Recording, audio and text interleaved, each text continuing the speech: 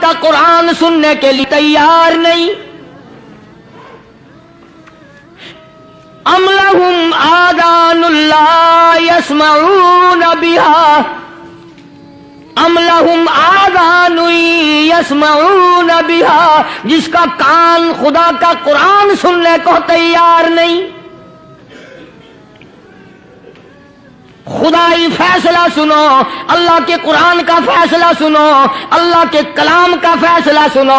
جس کا کان میرا کلام سننے کے لیے تیار نہیں، جس کو میرا قرآن سن کے مزہ نہیں آتا، جس کو میرا کلام سن کے حلاوت نہیں آتی، جس کو میرا کلام سن کے لذت نہیں آتی، جس کی روح تازی نہیں ہوتی، جس کو لطف نہیں آتا، جس کو کیف نہیں آتا، جس کو سرور نہیں آتا، جو میرا قرآن سننے کو تیار نہیں، جو میرا قرآن آنکھوں سے دیکھنے کو تیار نہیں، جو میرا قرآن سننے سمجھنے کے لیے تیار نہیں. آؤ پھر خدائی فیصلہ سنو. فرمایا اولئک کالانعام.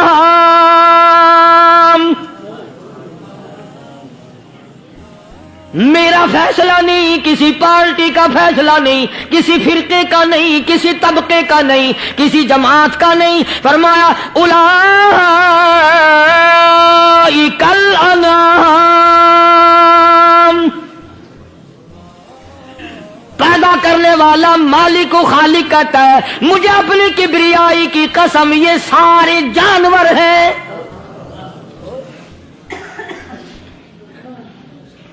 یہ سارے کے سارے جانور ہیں، یہ درندے ہیں جو ایک دوسرے کو چیر پاڑ کر کھاتے ہیں، یہ درندے ہیں جو ایک دوسرے کا خون پیتے ہیں. فرمایا بل ہم اضل، جانوروں سے بھی بدتر.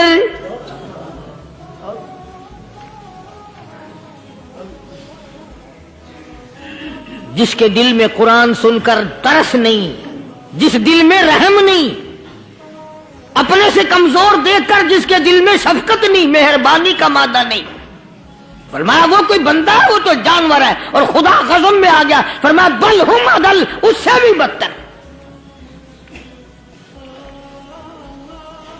اللہ والے جو ہیں وہ ان خصلتوں کو دور کراتے ہیں، اور وہ آدمی کے مزاج اور دل میں سے ایسی چیزیں نکالتے ہیں جو اس کی بربادی کا ذریعہ بنتا ہے. دل کی بیماریوں کا کسی کو فکر نہیں. بخار ہو جائے، آپ چڑھ جائے، آپ کو پتہ چل جاتا ہے. نزلہ ہو جائے، آپ کو پتہ چل جاتا ہے. کھانسی ہو جائے، پتہ چل جاتا ہے. دل کی بیماریوں کا کیا پتہ چلے؟ صحابہ اکرام رضوان اللہ تعالی علیہم اجمعین کی جماعت کے اللہ پاک کے محبوب حضرت محمد الرسول اللہ صلی اللہ تعالی علیہ وسلم نے دلوں کی صفائی کی. پہلے لوگ جھونپڑیوں میں کچے کوٹھوں میں رہتے تھے، نہ اتنی صفائی تھی، نہ اتنی ترقی تھی. آج برتنوں کی صفائی دیکھو، کپڑوں کی صفائی دیکھو، مکان کی صفائی دیکھو، رات دن بس اسی دھندے میں لگے ہوئے. سارا دن برتن دھونے سے فرصت نہیں، سارا دن کپڑوں کے بناؤ اور سنوار میں فرصت نہیں. تو اللہ والے ایسے موقع پر بڑی عجیب بات کہتے ہیں. وہی مجذوب ہے، مجذوب علی رحمت کہتے ہیں بظاہر تو ہر شے میں بے حد صفائی، بظاہر تو ہر شے میں بے حد صفائی، مگر دل میں ہے گندگی انتہائی. بظاہر تو ہر شے میں چہرے کی صفائی، بدن کی صفائی، نہ جانے کتنی قسم کا صابن ہے، نہ جانے کتنی قسم کے پاؤڈر ہیں، نہ جانے کتنی قسم کے شیمپو ہیں، نہ جانے کتنی قسم کے کپڑے ہیں، کیا چال ڈھال ہے، کیا نئے نئے ڈیزائن ہے. مجذوب کہتا سب کچھ دیکھ لیا، بظاہر تو ہر شے میں بے حد صفائی، مگر دل میں ہے گندگی انتہائی. جس یار کی بیٹھک میں بیٹھ کے کھانا کھایا، جس رشتہ دار کی بیٹھک میں بیٹھ کے کھانا کھایا، اسی کی بہن کو دیکھ کر آبرو پہ ڈاکہ ڈالنے کا پروگرام ہے. جس دوست کے گھر میں بیٹھ کے کھانا کھایا، اسی دوست کی بیوی کی عزت لوٹنے کا پروگرام ہے. پرانے زمانے میں اب بھی دلی جیسے شہر میں اگر دعوت کی جاتی ہے تو وہاں ایک تشتری میں نمک آتا ہے سب سے پہلے. عرب میں بھی دستور تھا پرانے زمانے میں، اگر کوئی دعوت کرتا، کوئی تقریب کرتا، سب سے پہلے نمک آتا تھا. ایک ایک انگلی ہر شخص نمک چاٹتا تھا. کیا مطلب؟ جس نے نمک چاٹ لیا اب وہ نمک حرامی نہیں بنے گا. اس گھر میں چوری کرنا، اس گھر کی آبرو کا غلط تصور لانا، اس گھر کے مال میں خیانت کرنا وہ حرام سمجھتا تھا جس گھر کا میں نے نمک چکھ لیا. اور مسلمانوں کی بات نہیں، ہندوؤں کی بھی یہ باتیں تھی. مولانا محمد علی صاحب جلندری سب قید رحمت اللہ علیہ فرمایا کرتے تھے کہ ایک سکھ تھا بہت بڑا ڈاکو، مسلمان اور ہندو مل کر اس کو ساتھ ملا کر کے لے گئے کہ یہاں اس گاؤں میں اس پنڈ میں ڈاکہ ڈالے. سفر کر کے گئے، تکلیف اٹھا کے گئے. اس سکھ ڈاکو نے پوچھ لیا کہ یہ کون سا گاؤں ہے کہ یہ فلانا ہے. اچھا سارے کے سارے یہ تلاش کرو، یہ سوچ بچار کرو، اپنے پنڈ کی، اپنے علاقے کی، کسی مسلمان کی، کسی ہندو کی، کسی سکھ کی، کسی چوڑے چمار کی اس گاؤں میں لڑکی تو نہیں؟ ہمارے یہاں سے کوئی لڑکی تو شادی ہو کے یہاں نہیں آئی ہوئی. ان ساروں میں سے کہنے لگا کہ ہمارے بھنگی کی لڑکی جمعدار کی یہاں آئی ہوئی ہے. کہنے لگا واپس چلو، بیٹی بیٹی ہے چاہے بھنگی کی ہو یا نواب کی ہو. ارے کل بیٹی کا ڈولا دیا تھا کہ ڈاکہ ڈالیں گے، شرم نہیں آئے گی؟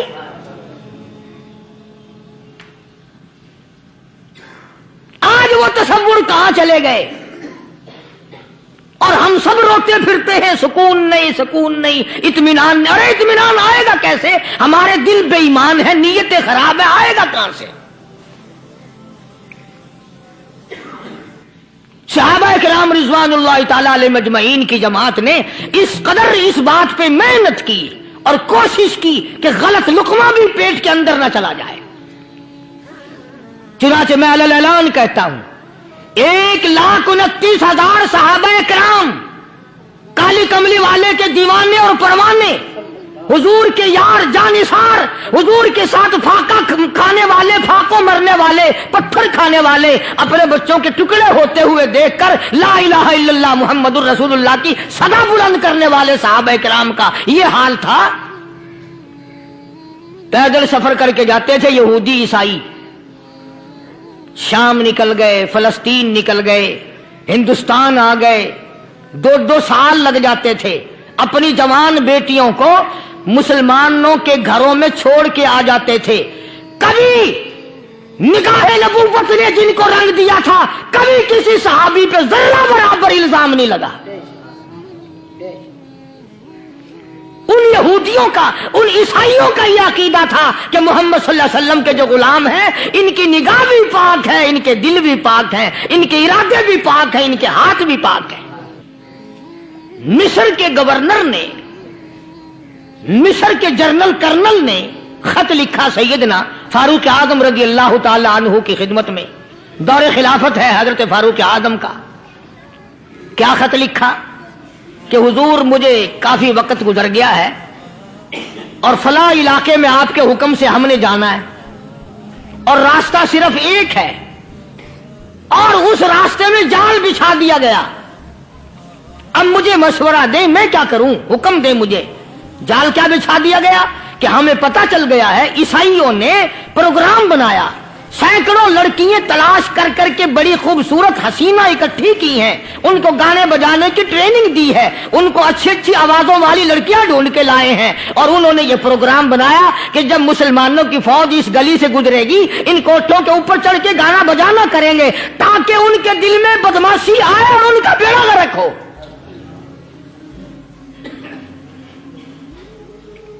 کبھی کافر کا یہ عقیدہ تھا کہ مسلمان کا دل بگڑا تو یہ گیا، اس کی نیت میں خرابی آئی اور یہ تباہ ہوا. جناب فاروق اعظم رضی اللہ تعالی عنہ نے اسے یہ خط نہیں لکھا کہ تو قرآن پڑھا کر، تو نفل پڑھا کر. امیر المومنین خلیفۃ المسلمین سیدنا فاروق اعظم رضی اللہ تعالیٰ عنہ نے اپنے جنرل کرنل کو خط لکھا کہ اس میں لمبی چوڑی فکر کی کوئی بات نہیں، اس میں کوئی پریشانی والی بات نہیں، کوئی سوچ و بچار والی بات نہیں، سارے تیری فوج میں تیری کمان میں مسلمان ہیں، سب کو اکٹھا کر لے، ساروں کو اکٹھا کر کے قرآن کریم کے سورت نور کی 2 آیتیں سنا دے۔ یہ بھی نہیں فرمایا کہ سزا سناؤ، اتنے کوڑے لگیں گے، جو خلاف کرے گا یوں قید ہوگی، یہ کورٹ مارشل کر دیا جائے گا، کچھ نہیں۔ جناب فاروق اعظم رضی اللہ تعالیٰ عنہ کی رائے دیکھو، ان کے خیال میں قرآن کریم میں اتنی بڑی طاقت ہے، اتنی بڑی عظمت ہے، اتنی بڑی کرامت ہے، کلام الہی میں اتنا بڑا شرف ہے، اعلان کر دیا، فرمایا اپنے کرنل کو ساری فوج کو لشکر کو اکٹھا کر کے قرآن کریم کی فلاں فلاں آیت سنا دے۔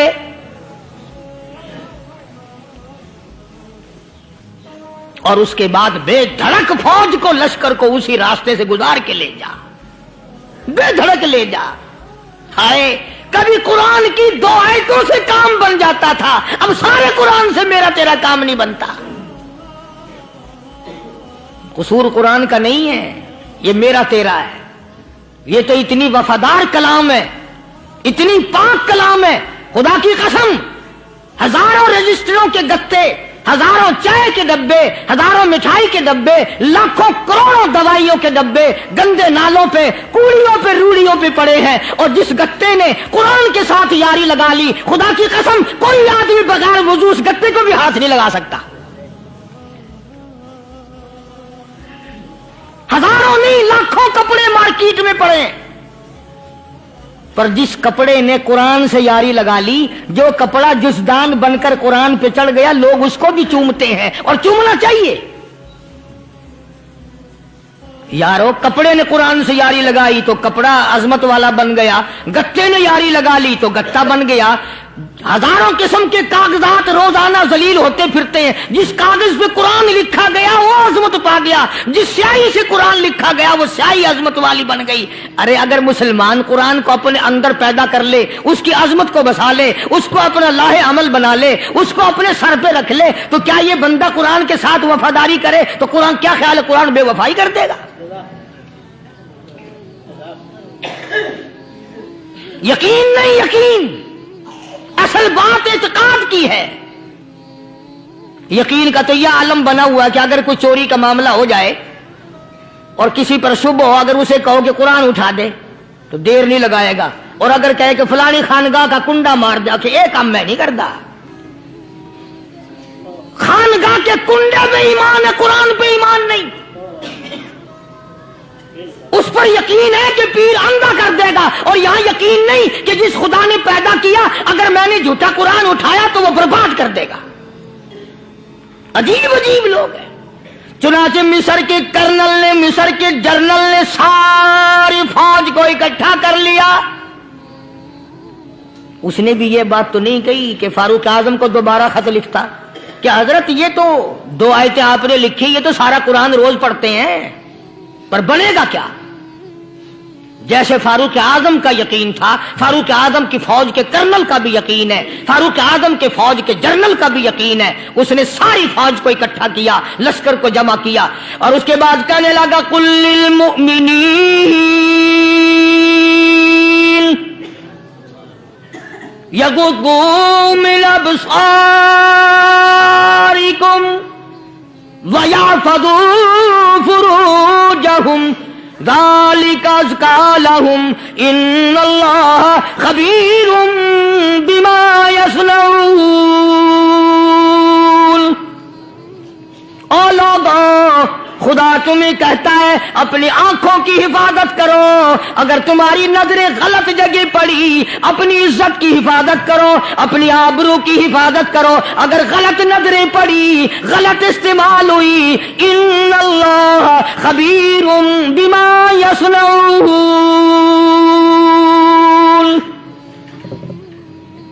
اللہ پاک تمہاری ساتھ ساتھ ہے، وہ ہر چیز کو دیکھتا جائے گا، وہ ہر چیز تمہاری دیکھے گا۔ चुनाचे तारीख शाहिद है, इब्न हशाम ने लिखा है, इब्न खुल्दून ने लिखा है और कई मुअर्रिखीन ने लिखा है कि जब मुसलमान जर्नल ने, मुसलमान कर्नल ने अपनी फौज को कुरान की 2 आयतें सुनाई और इसके बाद हुक्म दिया चलो, तमाम का तमाम लश्कर चल रहा है, उधर ढोल बजा, धमाके बजे, गाना शुरू हुआ, गाना बजाना शुरू हुआ, सारी फौज निकल गई, सारा लश्कर चला गया। लड़कियों ने देखा कि ये तो खत्म हो गए, नीचे आवाज दे के कहने लगी और जाने वालों ये सारी फौज कई अंधों की फौज तो नहीं।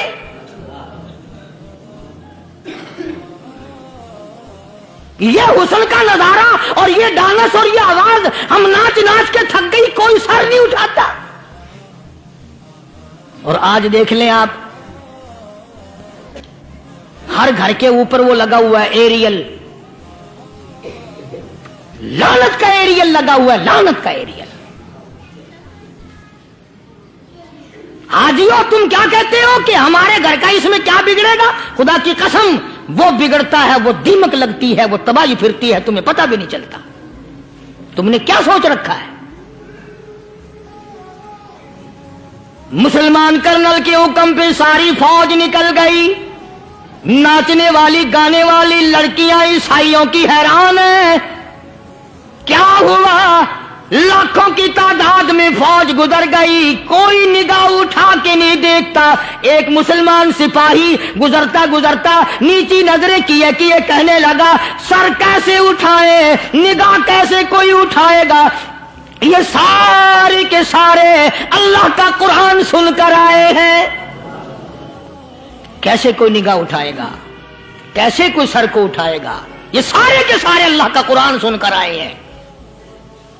उनका अमल हुआ ना कुरान पे, उनके अमल का कितना बड़ा असर पड़ा। मुअर्रिखीन ने लिखा, इब्न हशाम लिखता है, ईसाई लड़कियों ने छलांगे लगा दी, कोठे से नीचे आ गई, कहने लगी ओ मुसलमानों वो कुरान हमें भी सुना के जाओ जिसमें इतनी स्पिरिट है, इतनी ताकत है, जो हुस्न के नजारे से रोक दे, जो गाने बजाने से रोक दे। ये तो आदमी के दिल का सुकून है, न गाना सुनते हो न हुस्न का नजारा करते हो। जाते वाले यूं ना जाओ, हमें भी वो कुरान सुना के जाओ। उस कुरान में कितनी बड़ी ताकत है, वो कितनी अजमत होगी उसमें, उस कलाम में कितनी बरकत होगी, जिस कलाम में ये तासीर है कि वो ऐसी ऐसी चीजों से रोक देता है। चुनाचे एक मुसलमान सिपाही चलता भी जाता है और कहने लगा वकुल्लिल मुमिनीन,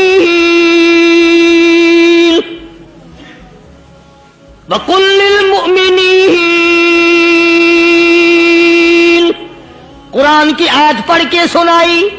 सैकड़ों नहीं बेशुमार लड़कियां एक मुसलमान की जुबान से अल्लाह का कुरान सुन के कहने लगी और जाने वालों छोड़ के ना जाओ, हमें भी कलमा पढ़ाओ। जितनी भी वो नाचने गाने वाली थी तमाम के तमाम कलमा पढ़कर मुसलमान बन गई।